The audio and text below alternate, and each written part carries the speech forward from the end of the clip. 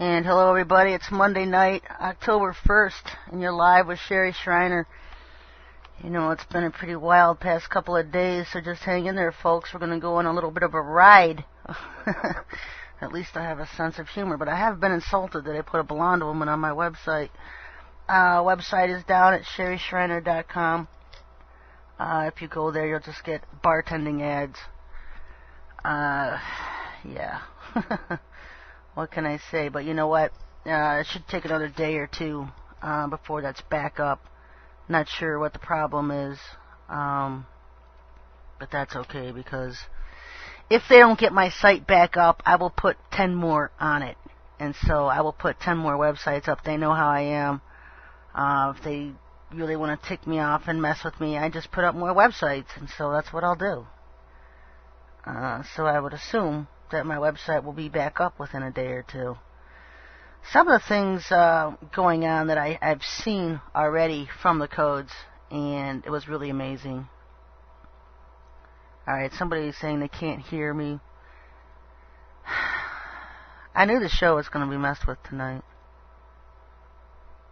If you can hear, let me know. Somebody send me an IM and let me know if you can hear what's going on. This is all I need, is being messed with the show tonight, but it's not surprising me a bit. Yeah, okay. So, I spent a lot of time in the codes the last month or so. I mean, a month and a half ago or so, the Lord told me it was time to get busy again, that I was going to be really busy. And I thought He was referring to making orgone and getting that out. And here it's been basically just really busy in the codes. And I have been swamped day and night in the codes. And it really gets aggravating when you have such a huge calling on your life as I do. You know, the Lord told me I would speak to the nations, and now over 130 nations are listening to the radio show, almost 200 visiting my websites. And this is day and night. Everybody's on different time shifts, time hours. And I just have so much to do. I'm just on overload. And when I think about the apostles and when I think about today's pastors, the hair on my arms just stands up. You know, it does. Because when you look at today's pastors, what do? They get up in the morning at 8 or 9 o'clock or maybe 7 or whatever. They put on clothes their wives have washed and ironed for them.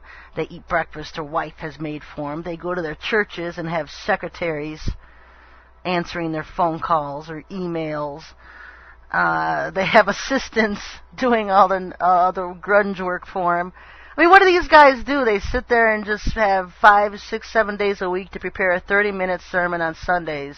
And they don't have to cook, clean, and do laundry. They don't have to do any grunge work. I mean, they have it made. They have it made. I just get so overwhelmed with all the work I have to do on top of cooking, cleaning, and doing laundry and being a taxi service for 4 kids. I could just pull the hair out of my head at times. When you think about how easy these men have had it, these apostles, these kings, today's pastors.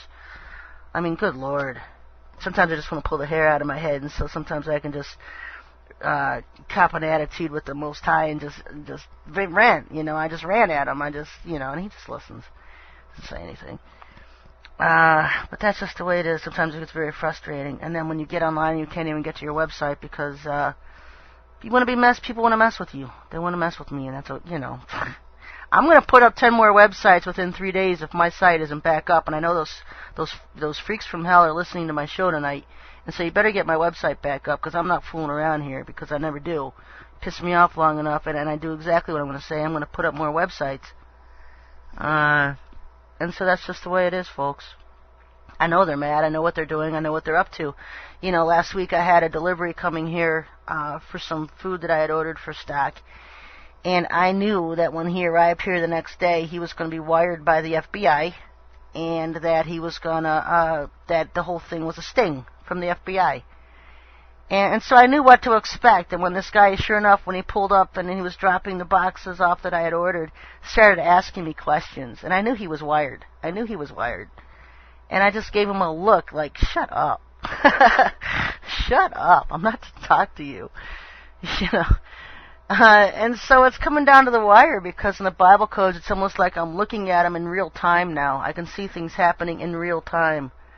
And so they've been completely amazing, because for years the Bible codes have always been things that have happened in the past or things that are going to happen in the way future, and now the Bible codes are turning to things in real time. And so I find that much more interesting than any other time that I've been into the Bible codes. Some of the things, they've spent millions and millions of dollars in getting people conformed to going to their little beast churches on Sundays.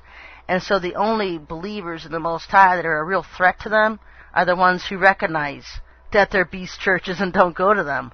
And they're the only ones that aren't under the religious mind control that's acceptable from the government. You look at Hinn and Copeland and all these pastors leading the churches today and all their little offshoots and everybody who's graduated from seminaries.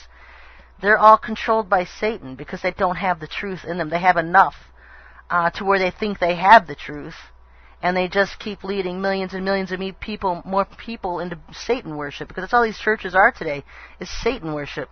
Satan feeds off of the praise of people, especially the Lord's people.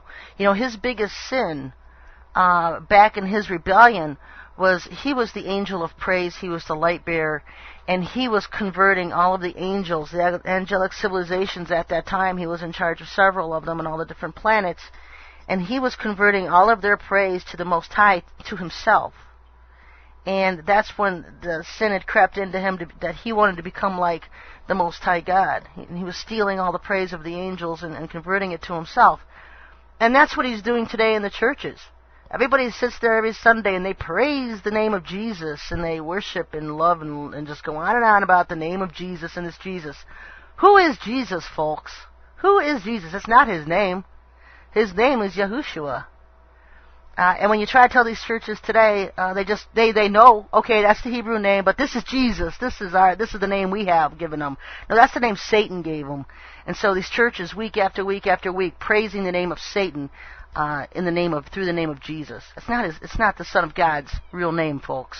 It's not his real name, and so stop using it.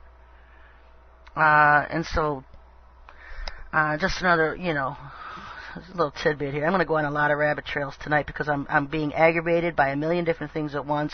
People keep IMing me live during the show. I don't like it. Send me an email. And just different things aggravating me tonight. And I'm just surprised I'm even having a show. I'm just in one of these moods where I'd just like to pick up a sword and go at it against my enemies right now instead of sitting here.